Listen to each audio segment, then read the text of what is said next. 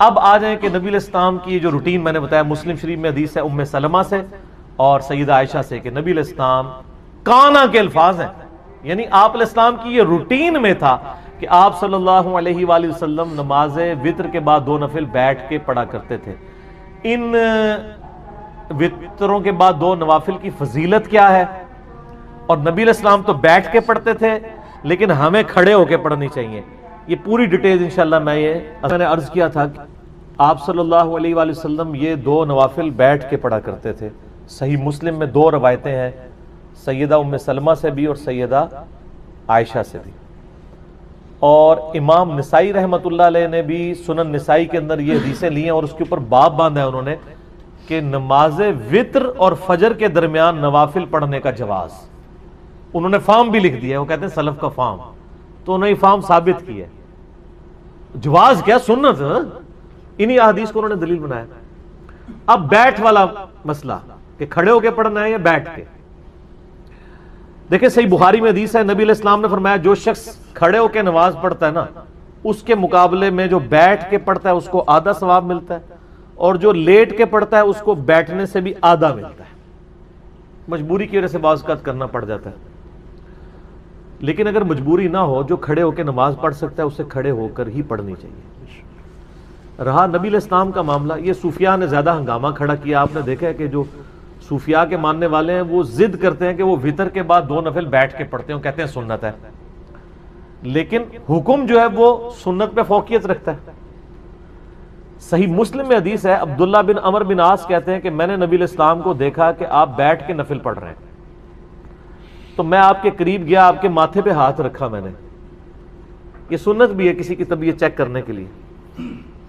تو ان کا نبی علیہ السلام نے فرمایا کہ عبداللہ کیا کر رہے ہو؟ کہا یا رسول اللہ میں نے آپ سے یہ بات سنی ہے کہ جو بیٹھ کے نوافل پڑھتا ہے اس کو آدھا ثواب ملتا ہے، تو میں چیک کروں کہ آپ بیمار تو نہیں جو بیٹھ کے پڑھ رہے ہیں؟ تو آپ علیہ السلام فرمایا میں بیمار نہیں ہوں، لیکن میں تم لوگوں کی طرح نہیں ہوں، مجھے اللہ تعالیٰ بیٹھ کے بھی مکمل نماز کا ثواب عطا فرماتا ہے۔ یہ آپ کی خصوصیت ہے، جیسا کہ صحیح بخاری اور مسلم میں آتا ہے کہ نبی علیہ السلام نے فرمایا کہ ہم انبیاء کی آنکھیں سوتی ہیں، دل جاگتا رہتا ہے، نبیوں کے وضو نہیں ٹوٹتے سونے سے۔ سیدہ عائشہ کہتی ہیں کئی بار نبی علیہ السلام یعنی نوافل پڑھ کے تہجد کے لیٹتے، میں آپ کے خراٹوں کی آواز بھی سنتی، پھر اٹھ کے اسی طریقے سے نماز کے لیے چلے جاتے، تو میں کہتی یا رسول اللہ وضو؟ تو فرمایا کہ ہمارے دل جاگتے رہتے ہیں، آنکھیں سوتی ہیں۔ تو وضو کے ٹوٹنے نہ ٹوٹنے کا احساس انبیاء کو نیند میں بھی ہو جاتا ہے، ان کی غفلت ویسی نہیں ہوتی جس طرح کی ہماری ہوتی ہے۔ تو یہ نبی علیہ السلام کی خصوصیت ہے۔ تو چونکہ آپ علیہ السلام خود کہہ رہے ہیں کہ کھڑے ہو کے پڑھنا پورا ثواب ہے، بیٹھ کے آدھا ہے، تو لہٰذا اب اس کی پلی نہیں لینی چاہیے، ہم تو الحمدللہ کھڑے ہو کے ہی پڑھتے ہیں نوافل کو، ظاہر پورا ثواب کمانا چاہیے۔ یہ بہت بڑی ایک فضیلت ہے، اور اس کی فضیلت سن لیں۔ سنن دارمی کے اندر حدیث ہے صحیح سند کے ساتھ، یہ حدیث صحیح ابن حبان میں بھی موجود ہے، صحیح ابن خزیمہ میں بھی موجود ہے کہ نبی صلی اللہ علیہ وآلہ وسلم نے فرمایا کہ رات کی بیداری ایک مشکل کام ہے، خصوصاً سفر کے کانٹیکسٹ میں آتا ہے، سفر میں تو بندہ تھکا ہوتا ہے۔ رات کی بیداری ایک مشکل کام ہے، جب تم وتر پڑھ چکو تو 2 رکعت پڑھ لیا کرو۔ اگر رات کے آخری پہر تمہاری آنکھ نہ بھی کھلی تو اللہ تعالیٰ تمہیں رات کے آخری پہر اٹھ کے جو نماز پڑھنے کا ثواب ہے وہ عطا فرما دے گا۔ سبحان اللہ، کتنی بڑی آسانی ہے، میرے جیسے کمزور لوگوں کے لیے تو بہت بڑی آسانی ہے، اسی لیے سر ہم پڑھتے ہیں اور لوگوں کو ترغیب بھی دلاتے ہیں کہ یار مفت میں آپ ثواب لیں نا، اور یہ آسانیاں رکھی ہوئی ہیں۔ بخاری اور مسلم دونوں میں حدیث ہے کہ اللہ کا ذکر کرنے والا زندہ کی مثل ہے اور ذکر نہ کرنے والا مردہ کی مثل ہے، یعنی وہ زندہ لاش ہے جو اللہ کا ذکر نہیں کرتا۔ جامع ترمذی میں حدیث ہے، ایک صحابی حاضر ہوئے، یا رسول اللہ مجھے کوئی ایسی نصیحت کریں کہ اس کے بعد مجھے کسی چیز کی ضرورت نہ رہے۔ نبی علیہ السلام نے کہا کہ تیری زبان ہر وقت اللہ کے ذکر سے تر ہے، بس یہ نصیحت تھی، یعنی صرف نماز کی حد تک نہیں، عام حالت۔ اچھا، ذکر کے لیے زبان ہلانا بھی ضروری نہیں ہے، دل میں بھی ذکر ہو سکتا ہے، اللہ کو یاد کرنا بھی ذکر ہے، غور و تفکر کرنا بھی ذکر ہے۔ اصل چیز ہے گاڈ اورینٹڈ ہو۔ بخاری مسلم میں حدیث ہے جب تم نماز پڑھ کے اسی جگہ پہ بیٹھے رہتے ہو نا جہاں پہ نماز پڑھی تھی, اسی مصلے کے اوپر, جب تک وضو نہیں ٹوٹتا نا, کچھ ذکر نہ بھی کرو, تب بھی فرشتے دعائے رحمت تمہارے لیے کرتے رہتے ہیں. حتیٰ کہ بخاری مسلم میں آیا کہ جو شخص نماز کے انتظار میں ہے نا, اللہ تعالیٰ اسے بھی نماز کے اندر ہی شمار کر لیتا ہے. دیکھیں اللہ تعالیٰ کی رحمت ہے. یعنی یہ تو ایک نہ ختم ہونے والا سلسلہ ہے. بخاری مسلم دونوں میں حدیث ہے, میں اپنے بندے کے گمان کے قریب ہوں جیسا کہ میرے بارے میں گمان کرے. جب وہ مجھے دل میں یاد کرتا ہے میں اسے دل میں یاد کرتا ہوں. جب وہ مجھے کسی مجلس میں یاد کرتا ہے نا تو میں اس سے بہتر مجلس میں اسے یاد کرتا ہوں. جب وہ میری طرف ایک بالش بڑھتا ہے میں اس کی طرف ایک ہاتھ بڑھتا ہوں. جب وہ میری طرف چل کے آتا ہے میں اس کی طرف دوڑ کر آتا ہوں. تو یہ حدیث قدسی ہے بخاری مسلم دونوں میں, اور اسپیسیفکلی یہ قرآن حکیم کی درس و تدریس کے حوالے سے ذکر ہوا تھا کہ ایسی مجلس میں فرشتے حاضر ہوتے ہیں اور جب اللہ کے پاس جاتے ہیں, حالانکہ اللہ جانتا ہے, پھر بھی پوچھتا ہے کہ میرے بندوں کے پاس گئے تھے کس حالت میں پایا. وہ بتاتے ہیں یہ حالت تھی. پھر اللہ تعالیٰ پوچھتا ہے مجھ سے کیا مانگ رہے تھے, فرشتے بتاتے ہیں کہ بندے جنت مانگ رہے تھے. اللہ تعالیٰ پوچھتا ہے کیا جنت دیکھی انہوں نے, کہتے ہیں نہیں, اگر دیکھ لیتے تو اس سے بھی زیادہ مانگتے. اور کیا کہتے تھے, جہنم سے آزادی مانگ رہے تھے. کیا جہنم دیکھی میرے بندوں نے, نہیں, اگر دیکھ لیتے اس سے بھی زیادہ اشد و سے مانگتے. اللہ تعالیٰ فرماتا ہے تم گواہ ہو جو میں نے سب کو معاف کر دیا. اچھا, وہ فرشتے کہتے ہیں یا اللہ ایک بندہ ایسا تھا جو ویسے ہی وہاں پہ آ گیا تھا, اس کی نیت نہیں تھی لیکن وہ ان کی مجلس میں بیٹھا تھا. اللہ تعالیٰ فرماتا ہے کہ یہ لوگ ہی ایسے ہیں کہ جو ان کی مجلس میں بھی بیٹھ جائے گا ان کو بھی میں نے بخش دیا. وہ جو کہہ رہے ہوتے ہیں نا غوث پاک کے درس میں بھی اگر کوئی بیٹھ گیا, کہانیوں میں نہیں میرے بھائی, درس قرآن میں, وہ چاہے غوث پاک دے رہے ہو یا کوئی انجینئر پاک دے رہے ہو یا کوئی ڈاکٹر پاک دے رہے ہو, اگر اخلاص کے ساتھ کوئی اللہ کا ذکر کر رہا ہے, خالص توحید بتا رہا ہے, قرآن و سنت کی تعلیمات بتا رہا ہے, اس کی مجلس میں بیٹھنے والے کے لیے جنت کا راستہ آسان ہو جائے گا. وہ تو حدیث ہے صحیح مسلم کے اندر کہ جو علم کے راستے پہ چلتا ہے اللہ تعالیٰ جنت کا راستہ اس کے لیے آسان کر دیتا ہے. یہ تو بالکل اسٹیبلش چیز ہے. تو یہ ذکر ایسا معاملہ ہے کہ کوئی دل میں بھی یاد کرتا ہے نا, اللہ اس کو پھر دل میں یاد کرتا ہے. فَاذْكُرُونِي أَذْكُرْكُمْ, یہ تو قرآن میں سورۃ البقرہ میں ہے, اے میرے بندے مجھے یاد کر میں تیرا ذکر کروں گا, اور اس سے بہتر مجلس میں کروں, فرشتوں کی مجلس میں کروں. اور انسان کی کتنی خوش نصیبی ہے کہ انسان اللہ کو یاد کرے, اللہ تعالیٰ اس کے رسپانس میں اسے یاد کرتا ہے. انسان کا اللہ کو یاد کرنا یہ چھوٹی چیز ہے, اللہ کا اپنے بندے کو یاد کرنا یہ بڑی چیز ہے. سنن ابن ماجہ میں حدیث ہے, اور یہ تعلیقاً امام بخاری بھی یہ حدیث لے کے آئے ایک چیپٹر کی ہیڈنگ میں, اور یہ اتنی رکت انگیز حدیث ہے کہ اس حدیث کو میں نے اپنے اسکار کارڈ میں بھی شامل کیا ہے کہ میں اپنے بندے کے ساتھ ہوتا ہوں اس وقت جب وہ میرا ذکر کر رہا ہوتا ہے اور اس کے ہونٹ میرے ذکر کی وجہ سے ہل رہے ہوتے ہیں. زبان سے ذکر کرنا یہ سب سے افضل ذکر ہے کیونکہ اس میں آپ کی زبان, اعضاء, دل, دماغ سب کچھ شامل ہو جاتا ہے. دل میں بھی ذکر کرنے کا ثواب ہے لیکن زبان سے کرنا افضل ہے. اسی لیے آپ دیکھیں جو آبلیگیٹری چیزیں ہیں وہ اللہ تعالیٰ نے زبان کے ساتھ جوڑ دی ہیں. یعنی نماز آپ دل میں نہیں پڑھ سکتے, زبان سے پڑھنی ہے, اور کم از کم اتنی آواز سے کہ وہ خود آپ محسوس کر رہے ہو. محسوس سے مراد یہ نہیں ہے کہ 10 نمازی دیر تک سن رہے ہیں, نہیں, محسوس سے مراد ہے کہ آپ کو فیل ہو رہا ہے کہ آپ کو اپنی زبان سے پڑھ رہے ہیں. اس طریقے سے جانور قربان کرنا ہے تو تکبیر اتنی آواز سے کہنی ہے کہ آپ کے کان خود سن رہے ہو. جو آبلیگیٹری چیزیں ہیں وہ اللہ تعالیٰ نے زبان کے ساتھ جوڑی ہوئی. زبان کا ذکر بہرحال دل کے ذکر سے افضل ہے. باقی ریاکاری والا جو ایشو ہے وہ ہر شخص کا ایک پرسنل معاملہ ہے, کسی کے اوپر ہم فتویٰ نہیں لگاتے, لیکن جو اللہ تعالیٰ نے آبلیگیٹری نمازیں رکھ دی ہیں وہ تو اتنی اعلانیہ رکھی ہوئی ہیں کہ خود بخود ریاکاری کا چانس ہے, تو وہ ریاکاری نہیں ہے. بعض اوقات شیطان کسی کو وسوسہ دلاتا ہے میں جماعت سے نماز پڑھوں گا یا مسجد میں زیادہ بیٹھوں گا تو باقی لوگ کہیں گے کہ جی یہ لوگ بڑا نیک ہو گیا ہے تو اس سے میرے دل میں تکبر آ جائے گا. یہ شیطانی وسوسہ ہوتا ہے نا, اس طرح نہیں سوچنا کبھی بھی. آپ نے خالص رہنا ہے. صحیح مسلم میں حدیث ہے, صحابہ کرام نے کہا یا رسول اللہ بعض اوقات ہم نیکی کا کوئی کام کرتے ہیں حالانکہ پوری نیک نیتی سے کر رہے ہوتے ہیں, یہ نیت نہیں ہوتی کہ لوگ ہماری تعریف کریں, لیکن پھر بھی لوگ تعریف کر دیتے ہیں اور وہ ہمیں اچھی بھی لگتی ہے. ظاہر تعریف کسے بری لگتی ہے. تو کیا یہ ریاکاری ہے؟ آپ نے فرمایا نہیں، یہ ریاکاری نہیں ہے، بلکہ یہ دنیا میں اللہ تعالیٰ کا انعام ہے اپنے بندے کے لیے کہ کسی بندے کی تعریف کوئی کر دے. لیکن دوسری طرف نبی علیہ السلام نے اس بندے کے لیے یہ کہا ہے کہ کسی کے منہ پہ ایسی تعریف نہیں کرنی ہے کہ وہ تکبر کے اندر مبتلا ہو جائے. جس کی ہو رہی ہے اس نے خواہش کا اظہار نہیں کرنا کہ لوگ میری تعریف کریں. تو یہ باریک سے فرق ہوتے ہیں جس کی وجہ سے بعض اوقات شیطان، میں نے کئی لوگوں کو سنا ہے کہ جی ہم نے داڑھی رکھ لی تو پھر لوگ مسائل پوچھیں گے، لوگ ہمیں نیکوکار کہیں گے، اس لیے جی ہم داڑھی نہیں رکھ رہے. پھر وہ قرآن و حدیث سے سب سے بڑی دلیل دینا شروع کر دیتے ہیں جی ڈاکٹر اقبال کی بھی داڑھی نہیں تھی. قرآن و حدیث ان کے نزدیک یہ ہے کہ ڈاکٹر اقبال کی داڑھی نہیں تھی، اور پوری زندگی ڈاکٹر اقبال کو یاد کرتے مر جاتے ہیں. اللہ کے نبی علیہ السلام کو پس پش ڈال دیتے ہیں.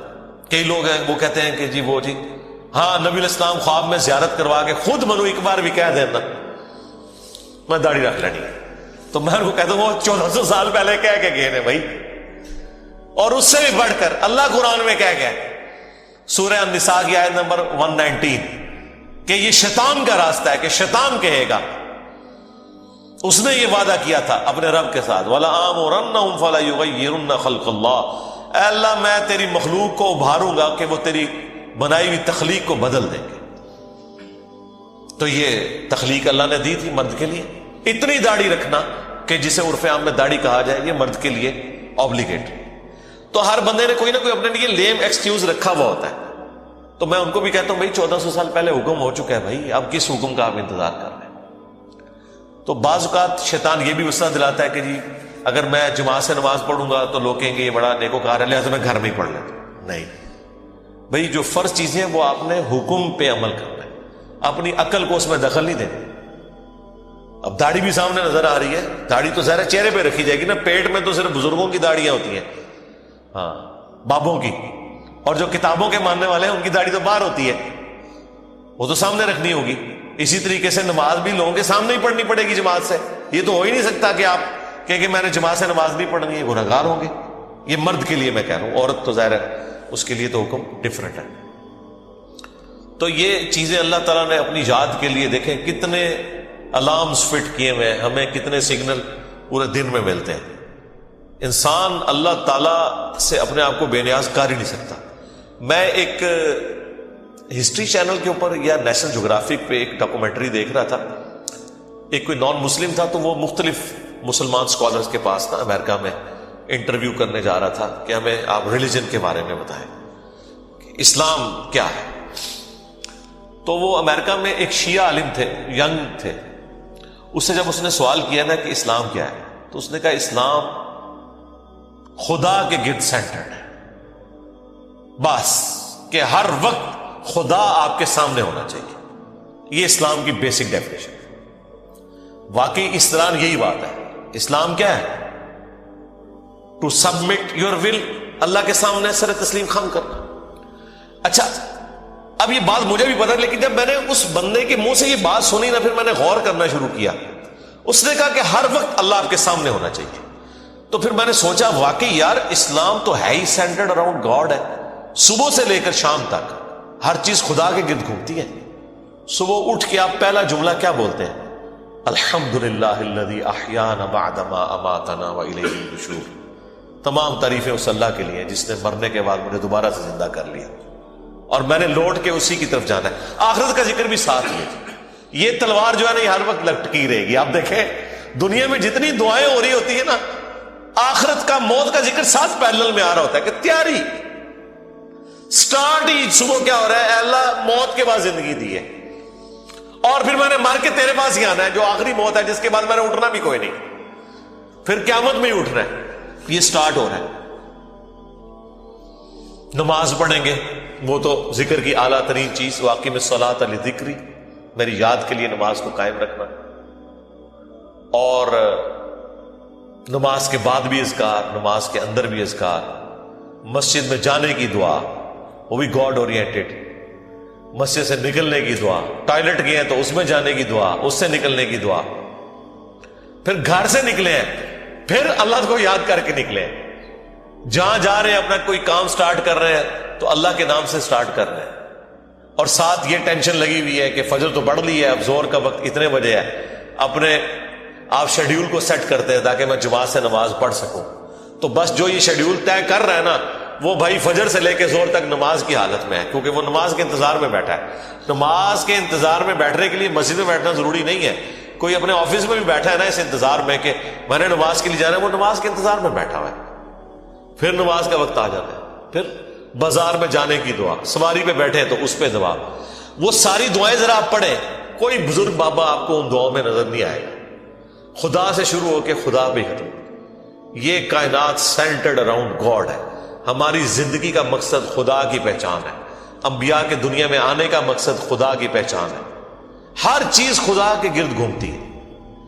یہ اصل میں اللہ کو مطلوب انسان ہے جو سینٹرڈ اراؤنڈ گاڈ.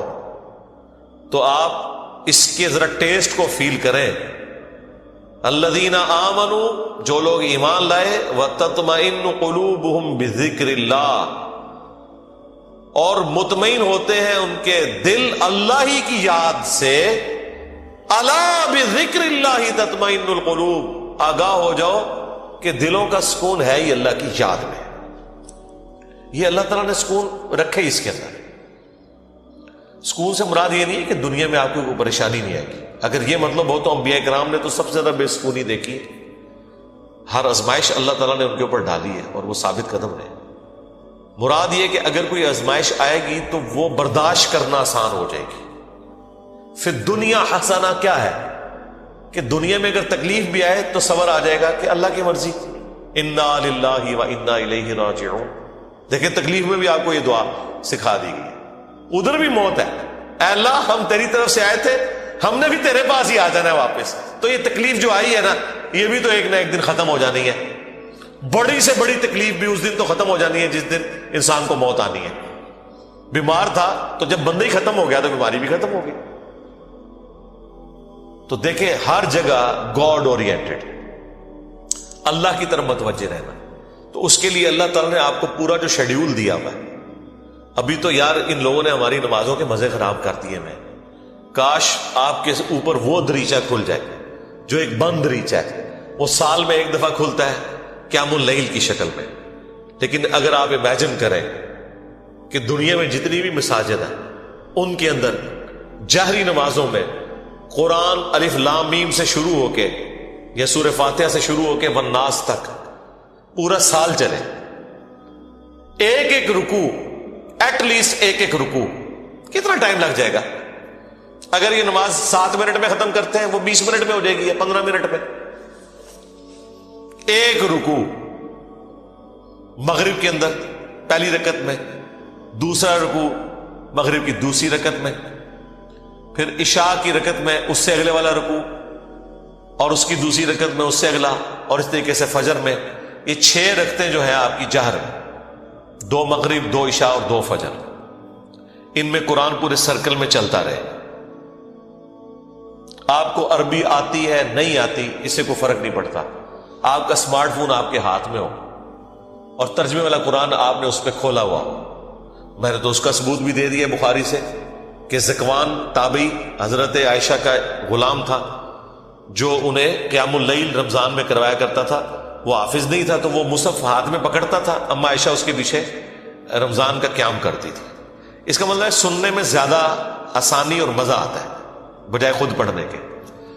تو یہ حدیث امام بخاری نے ایک چیپٹر کی ہیڈنگ میں لی ہے اور اس کی پوری سند سنن الکبریٰ البیہقی اور مصنف ابن ابی شیبہ میں موجود ہے. بلکہ مصنف ابن ابی شیبہ میں تو یہاں تک ہے کہ انس بن مالک اور باقی صحابہ کے بارے میں کہ انہوں نے پیچھے قرآن اٹھایا ہوتا تھا، سامنے حافظ کھڑا ہوتا تھا اور وہ سنتے بھی تھے دیکھ کے، اور اگر کہیں غلطی ہوتی تھی تو غلطی کو پکڑتے تھے. اور اٹھانے کا فائدہ یہ ہے کہ کنسنٹریشن آپ کی رہتی ہے. انہوں نے کتنا ظلم کیا ہے کہ ہم سے قرآن چھین لیا. مغرب، عشاء اور فجر کی نمازیں واللہ اس لیے نہیں تھی کہ آپ نے صرف رکعتیں پوری کرنی ہے. یہ آپ کے اندر فیول ڈالنا تھا کہ جب آپ جہرن قرآن سنیں گے تو آپ کی پروگرامنگ ہوتی رہے گی. ہم کیا سنتے ہیں؟ وہی رٹی رٹائی آخری 10 صورتیں یا چند صورتوں کی آخری آیات، سورہ بقرہ کی آخری آیات، سورہ حشر کی آخری آیات، وہی جو مولویوں نے رٹی ہوئی ہے. یار اگر حافظ قرآن نہیں بھی آپ کا امام مسجد کوئی مسئلہ نہیں، وہ مصحف اٹھا کے پڑھ لے، کوئی مسئلہ نہیں، قرآن دیکھ کے تو پڑھنا اس کو آتا ہے نا، قاری ہے، مصحف اٹھا کے پڑھے۔ لیکن آپ ذرا امیجن کریں کہ آپ کی نماز کا لیول کیا ہوگا کہ آپ کو اگلی نماز کا انتظار رہے گا کہ بھئی، اور آپ یہ کوشش کریں گے کہ آپ کی نماز نہ چھوٹے، وہاں سے رکوع اگلا سٹارٹ۔ بلکہ میں تو کہتا ہوں گورنمنٹ لیول پہ یہ ہونا چاہیے کہ ایک اجتماعی نظم کوئی قائم کرے،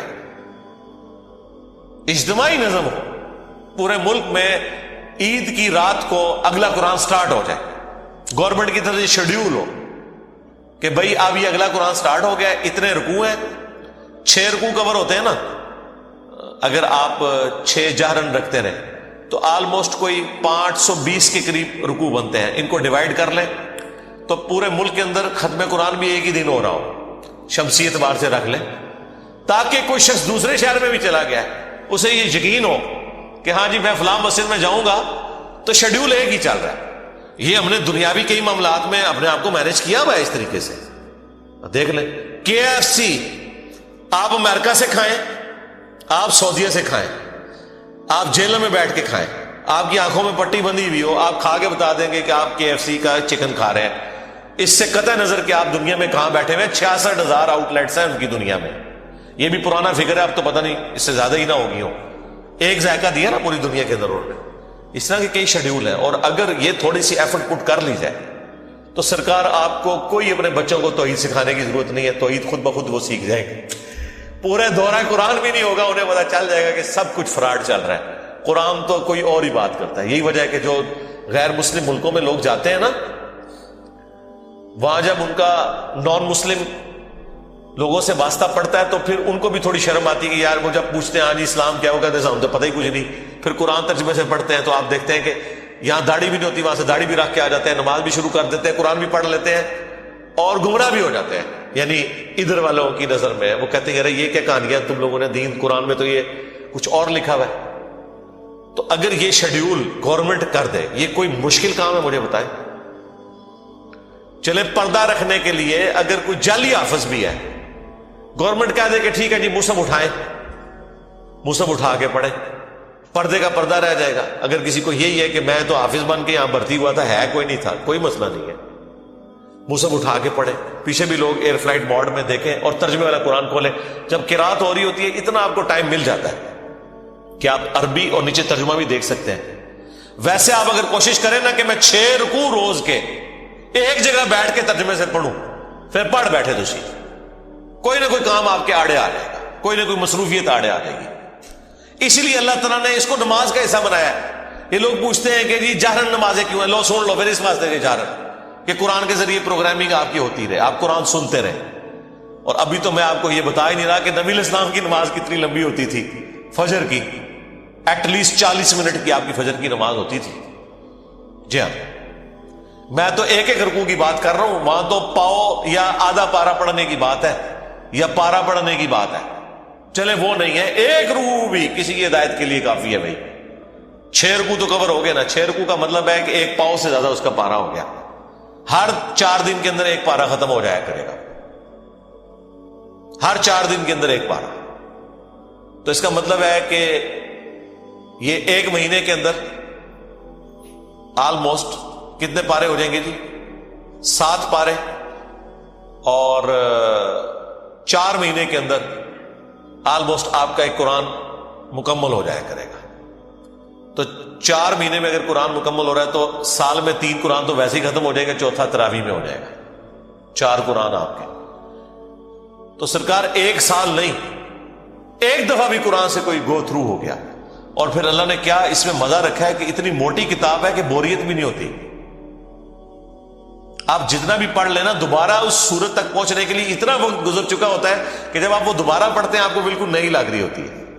اگر یہ چھوٹی سی کتاب ہوتی ہے تو 2-4 بار پڑھ کے کوئی بوریت والا معاملہ ہو جاتا، لیکن اللہ تعالیٰ نے یہ چیز بھی رکھی، اتنی موٹی کتاب، اور ایک ایک سورت میں ایسی ملٹی ڈائریکشنل چیزیں رکھ دی ہیں، واقعات علیحدہ سے رکھ دیے، حکمت کی باتیں الگ سے رکھ دی، آخرت کا ذکر علیحدہ سے رکھ دیا، ہر اعتبار سے اس میں ٹیسٹ رکھا۔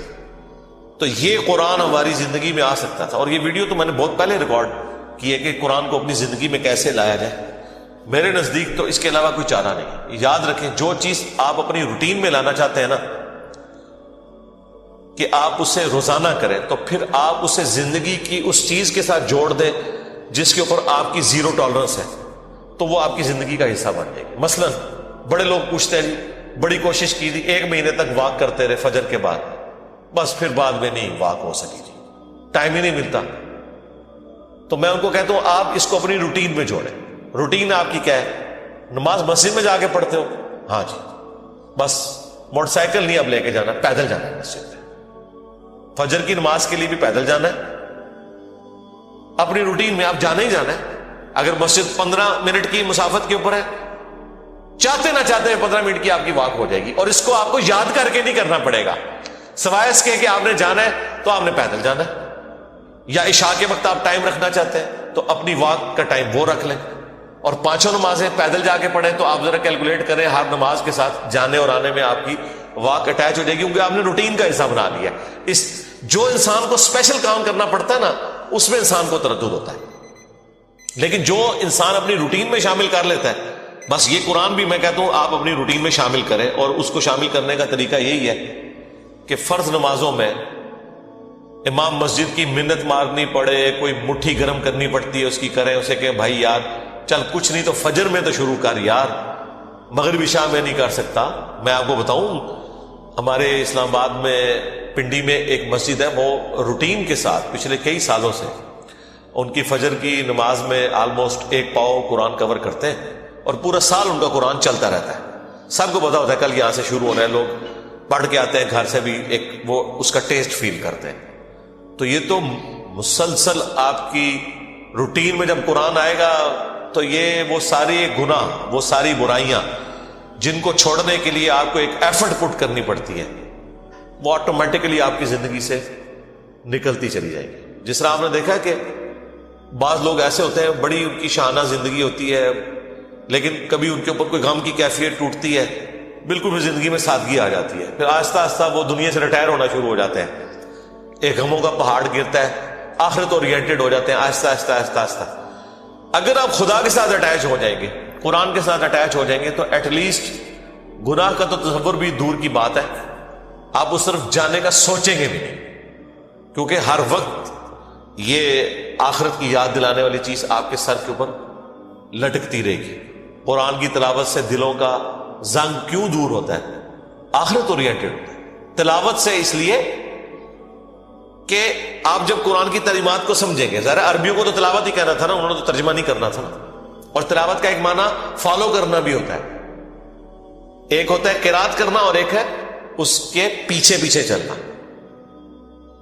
تو یہ ترجمے والا قرآن اسمارٹ فون نے تو زندگی آسان کر دی ہے.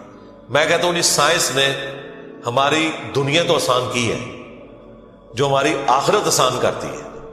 آپ امیجن کریں اس یوٹیوب کی برکت سے صدیوں میں جتنے لوگوں نے توحید قبول کی ہے, چند سالوں میں ہمارے پلیٹ فارم سے کر لی ہے, جو امید ہی کوئی نظر نہیں آ رہی تھی. اور یہ آپ نہ سمجھیں یہ لوگ ہیں, یہ نسلیں ہیں, ہاں آپ ان کو ملٹی پلائی کریں تو یہ ساری سائنس کی برکت ہے. آج دین کتنا سیکھنا آسان ہے, اور اس پہ عمل کرنے کے لیے آپ کو موٹیویٹ کرنے کے لیے کتنے والنٹیئر اویلیبل ہیں, اگر آپ خدا کے ساتھ کمیٹڈ ہیں.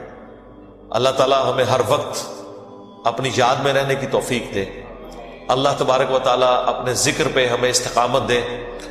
آج کی ہم قرآن کلاس کو اس دعا کے اوپر اہتمام کرتے ہوئے اینڈ کرتے ہیں. نبی الاسلام نے حضرت معاذ بن جبل سے فرمایا تھا, جامعہ ترمذی میں اور سنن نسائی میں حدیث ہے, اے معاذ میں تم سے محبت کرتا ہوں اور تمہیں نصیحت کرتا ہوں کہ ہر فرض نماز کے بعد اس دعا کو لازم کر لینا, اللہم اعنی علی ذکرک و شکرک و حسن عبادتک. ایک حدیث میں الفاظ ہے ربی اعنی علی ذکرک و شکرک و حسن عبادتک, اے اللہ میں تیری مدد مانگتا ہوں, میری مدد فرما اس بات پر کہ میں تیرا ذکر کروں, تیرا شکر کروں, اور بڑے احسن طریقے سے تیری عبادت کرتا رہوں, پورے پروٹوکول کے ساتھ. اس میں تو میری مدد فرما. اب دیکھیں یہ بھی اسی سے ریلیٹڈ چیز ہے. نماز پڑھ کے فارغ ہوئے ہیں اور نماز کے بعد یہ دعا کر رہے ہیں کہ اللہ میں تیرا ذکر کروں، تیرا شکر کروں اور احسن طریقے سے تیری عبادت کرتا رہوں، اس پہ تو میری مدد فرما. یعنی دعا سے اپنے آپ کو کبھی بھی غافل نہیں کرنا. سبحانک اللہم و بحمدک اشہد ان لا الہ الا انت استغفرک و اتوب الیک وما علینا. یہ جو لوگوں نے نیتیں بنائی ہوئی ہیں نا، قضا کی تھی تے فلاں کی تھی، مسلم شریف میں حدیث ہے نبی علیہ السلام ایک سفر سے واپسی پر تھے، مشورہ کیا کہ رات کا پچھلا پہر ہو گیا کہ آرام کیا جائے یا نماز تک جاگا جائے فجر کی. جی تو زیادہ تر کا یہ مشورہ تھا کہ تھوڑی دیر آرام کر لیتے ہیں، کسی بندے کی ڈیوٹی لگا دیتے ہیں، وہ جگا دے گا. تو حضرت بلال کی ڈیوٹی لگائی گئی. وہ اونٹ کے اوپر بیٹھ کے مشرق کی طرف منہ کر کے بیٹھ کے، تاکہ وہ پو جب پھوٹے نا جی صبح صادق والی، سورج نکلنے والی نہیں، فجر کا وقت داخل ہونے والی، جی ٹو لائٹ جسے انگلش میں کہتے ہیں، تو جگا دیں گے. اللہ کا کرنا ہوا ان کو بھی اونگ آ گئی. سورج اتنا بلند ہوا، نبی علیہ السلام کی آنکھ کھلی، اللہ باقی صحابہ کو اٹھایا. اب صحابہ پریشان ہے کہ نماز ختم. آپ فرمائے یہی نماز کا ٹائم ہے. اگر کوئی شخص بھول جائے یا سویا رہ جائے، تو اڈیلا سویا نہیں کہ راتی 3 بجے روزانہ سو تو پھر اٹھو نہ، کبھی کبھار ایسے کیجولی ہو جائے، نہ پھکی نال نل جائے گی، مطلب نہیں کسی کو کڈن دینا. تو جب اسے یاد آئے یا وہ اٹھ جائے اسی وقت نماز پڑھ لے، وہی اس کی نماز کا وقت ہے. جی تو قضا والا تو رولے کو نہیں ہے. تو آپ صلی اللہ علیہ وآلہ وسلم نے اذان دلوائی اور جماعت کے ساتھ سورج اوپر ہے فجر کی نماز پڑھائی. ٹھیک ہو گیا. ماشاءاللہ اس میں یہ بھی ثابت ہوا کہ جیڑی تہاڈی جعلی قوالی ہے کہ اس وقت تک پو نہیں پھوٹے گی جب تک حضرت بلال اذان نہیں دیں گے، وہ تو جھوٹ نکلے نا. جی وہ کہتے ہیں حضرت بلال جڑے نے ان کی اذان پہ بندی لگوائی صحابہ نے، اس دن سورج ہی نہیں، پو ہی نہیں پھوٹی. جس داڑے بلال دی ڈیوٹی لگی ہے وہ داڑے پو پھٹ گئی ہے، جس داڑے انہوں نے عزت سٹیک تے لگی سی. اگر پو نہ پھٹنی ہوتی تو اس دن نہیں پھٹنی چاہیے تھی، جس دن ان کی ڈیوٹی تھی. ان کی ایسے ہزاروں لوگوں کی، کیونکہ غزوہ تبوک سے واپسی پہ، غزوہ تبوک پہ 30,000 صحابہ تھے حضور کے ساتھ، کسی ایک کی بھی آنکھ نہیں کھلی ہے. ہزاروں لوگوں کی نماز حضرت بلال کے سے قضا ہوئی ہے. اس داڑے سے سورج نکلا ہے. سرکار یہ جھوٹ ہے، یہ سارے جھوٹ ہی تہاڈے بزرگ تانوں جھوٹ پڑھاندے رہے نے، انج نہیں ہوندا. ٹھیک ہے نا جی. تو جب آپ اٹھ جائیں اس وقت نماز پڑھ لیں، لیٹ نہ کریں اس کو، اور عادت نہ بنائیں، مطلب اس اعتبار سے کہ روزانہ ہی لیٹ اٹھے کوئی. یہ نہیں ہونا چاہیے کہ لیٹ ہی اٹھے. کبھی کبھار اگر لیٹ اٹھا ہے تو اسی وقت نماز پڑھ لے. اور یہ قضا اور یہ سارے علماء کی ٹرمز ہیں، نماز فوراً ہی پڑھنی چاہیے. ٹھیک ہے نا جی. اس کو نماز کو ڈیلے نہ کریں. اور ظہر اثر مغرب عشاء تو میں کہتا ہوں قضا ہو ہی نہیں سکتی ہیں. ظہر کا وقت جو ہے وہ 12:20 سے لے کے مغرب تک رہتا ہے. نماز جمع بھی تو ہو سکتی ہے نا جی اگر کسی کو مجبوری ہے. اثر کے ساتھ ظہر جا کے جمع کر لے یا ظہر اثر کٹھی پڑھ لے. اور مغرب عشاء کا وقت تو فجر کا وقت داخل ہونے تک رہتا ہے. جی مغرب غروب آفتاب سے لے کے فجر کا وقت داخل ہونے سے پہلے پہلے مغرب عشاء کسی بھی وقت پڑھ سکتے ہیں. نماز قضا ہو ہی نہیں سکتی. یہ قضا کی ٹرمز ویسے لوگوں نے بنائی ہوئی ہیں کہ وقت گزار کے پڑھنا. باقی جان بوجھ کے وقت گزار کے کوئی لیٹ اٹھتا ہے صبح کے وقت، وہ تو بخاری میں حدیث ہے کہ نبی علیہ السلام کو ایک خواب دکھایا گیا تھا. اس میں ایک منظر آپ کو یہ دکھایا، اور نبیوں کے خواب بخاری مسلم کے الفاظ ہیں وہ وہی الہی ہوتے ہیں. ایک یہ دکھایا گیا منظر کہ ایک شخص لیٹا ہوا چت زمین پہ، ایک فرشتہ اس کے سرانے بڑا سا پتھر لے کے کھڑا ہے، اس کے سر پہ مارتا ہے، وہ اس کا سر زمین کے برابر ہو جاتا ہے اور وہ پتھر لڑک کے تھوڑی دور تک جاتا ہے. جتنی دیر تک وہ فرشتہ پتھر لینے کے لیے جاتا ہے نا، اللہ اس کو پھر دوبارہ سر دے دیتا ہے. استغفر اللہ. پھر وہ اس کے اوپر مارتا ہے اور یہ عذاب مسلسل جاری ہے. نبی علیہ السلام نے بعد میں حضرت جبرائیل سے پوچھا کہ یہ عذاب کس کا تھا؟ فرمایا یہ آپ کی امت کا وہ آدمی ہے جس نے قرآن بھلا دیا تھا اور نمازوں کے اوقات میں سویا رہتا تھا. سر یہ بھی ہے تو انو لوگ ادھی گل نہیں دستے ہیں، ہم آپ کو ٹوٹل پیکج بتاتے ہیں. تصویر کا یہ رخ بھی بتائیں گے، وہ رخ بھی بتائیں گے. ٹھیک ہے نا. یہ نہ ہو کہ مسلم کی حدیث لے کے کوئی ٹھیک ہے جی صبح اٹھ کے پڑھیں گے فجر، نہ. یہ تو کیجول ہے کہ کبھی کبھار کسی کے ساتھ کوئی معاملہ ہو گیا، کوئی بے ہوش ہو گیا ہے، کوئی بھول گیا ہے، بولا تھا. آج کل تو یہ مسئلے ہوتے بھی نہیں. میں آپ کو بتاؤں لارم ہے. ایک امریکن مسلمان ہوا، میں نے اس کا واقعہ سنایا بھی تھا مسئلہ نمبر 30 میں، نمازوں کے اوقات میں. اس کی اردو میں ترجمہ بھی ہوئی ہے کتاب، سر تسلیم خم ہے. یہ مسلمان ہوا ہے وہ 90s کے اندر. وہ کہتا ہے میں جب مسلمان ہوا نا بڑی لمبی سٹوری ہے وہ کیسے مسلمان ہوا، مجھے ٹائم نہیں سنانے کا. الٹیمیٹلی وہ کہتا ہے میرے لیے فجر کی نماز پڑھنا بڑا مسئلہ تھا. مسلمان نہیں اٹھتے فجر کے وقت، تو ایک غیر مسلم جن کو عادت ہی نہیں اٹھنے کی وہ کیسے اٹھیں گے؟ لیکن ان کو پتا تھا کہ پاکستان کے شناختی کارڈ میں مسلمان رہنے کے لیے آپ کو نماز پڑھنا ضروری نہیں ہے، لیکن اللہ کے شناختی کارڈ میں مسلمان رہنے کے لیے نماز ضروری ہے. مسلم شریف میں حدیث ہے 246 کتاب الایمان چیپٹر میں کہ بندے کے کفر اور شرک کے درمیان فرق ہی نماز ہے.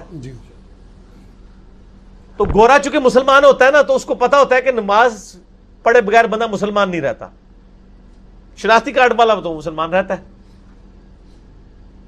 اطلاق پتا جائے گا نا. میری یوٹیوب پہ ایک ویڈیو ہے باغیوں کو نمازی بنانے والی ویڈیو، وہ دیکھیں تو پتا چلے کہ نماز کیا چیز ہے.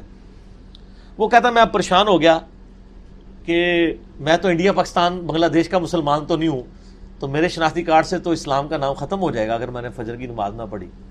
یہ میں بتا رہا ہوں. جی. تو کہتا ہے میں نے 3 گھڑیاں خریدی. یعنی نماز کا ٹائم ہے نا اگر 5 بجے،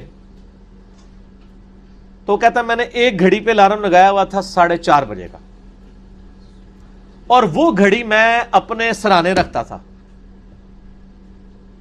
دوسری گھڑی پہ الارم ہوتا تھا 4:45 کا، وہ میرے بسترے سے تھوڑے دور ایک ٹیبل کے اوپر. اور ایک تیسری گھڑی لی میں نے اونچی آواز والی، وہ پرانے زمانے والی وہ چابیوں نے پورے گھر اٹھا دینی ہو، وہ میرے کو بھی ہے. اب تو اللہ کا شکر ہے یار، یہ موبائل آنے سے نا مسئلے ہی حل ہو گئے. اے موبائل میرے کو چھتر موبائل نہیں، سادہ موبائل ہے 1000 روپے والا. اللہ کا فضل حال تک نہیں لینا، استعمال کرنا آتا ہے. اس میں اب گھڑی کا بھی مسئلہ حل ہو گیا ہے، الارم بھی، سب کچھ، نمازوں کے الارم بھی لگ جاتے ہیں. تیسری اس نے گھڑی وہ لی، اور وہ کہتا ہے وہ تیسری گھڑی جو ہے نا میں نے واش روم کے دروازے کے باہر لٹکائی ہوئی تھی. پہلی کہتا ہے بولی 4:30 بجے، نیند میں ہی بند کر دی. تو تھوڑی نیند ٹوٹی نا.